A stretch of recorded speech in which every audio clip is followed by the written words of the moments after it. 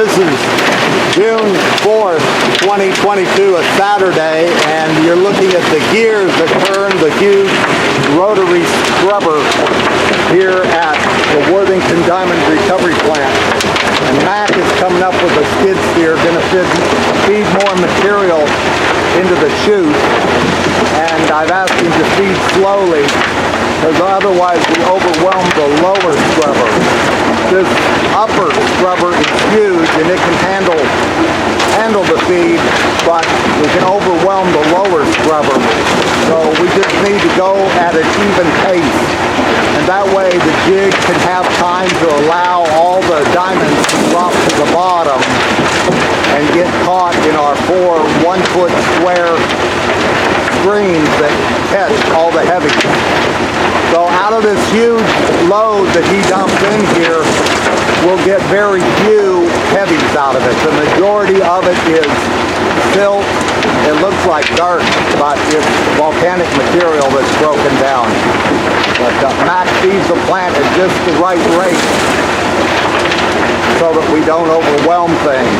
So we work with gravity. You can see that his tires on the skid steer are up on a ramp that we built up for height to get him up high to drop this in.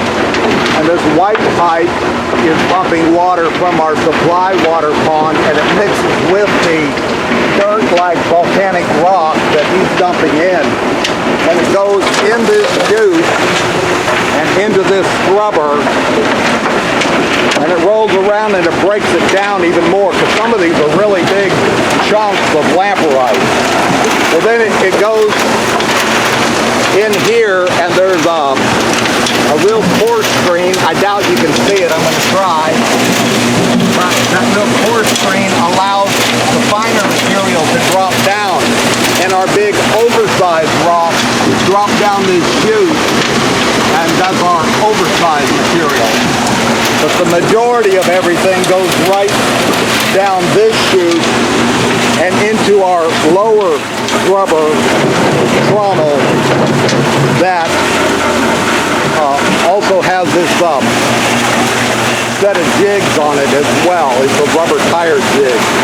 Now, one thing I'd like to point out, when you have something rotary and something stationary, you're going to have a leak. There's just no way you can tighten that up any better.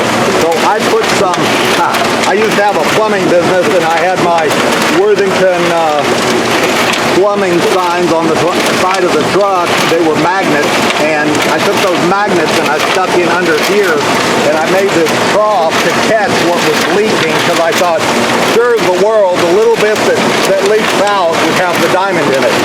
Well, I fixed up a hillbilly trough here. This is actually a gutter for a house. You can see it's house guttering. And then old plumber fix, I routed all that material that would have dumped on the ground and been lost. It is routed down in here and added back in with everything, and goes through this rubber. And we have the fine material drop through this first set of screens, the coarser material through the next set of screen, and those are jigged according to size. And then that oversized material goes down. This I added on, did not come from the South African plant. I added this gold sluice, more or less, to catch any heavies in this riffle board. So all of our light material goes out with the water and goes to this settling pond. And then in this settling pond, it is pumped back up to our supply water pond. And we will later dig the tailings out of this pond. So that's kind of how our process works, and we're happy to be up and running here early June 2022.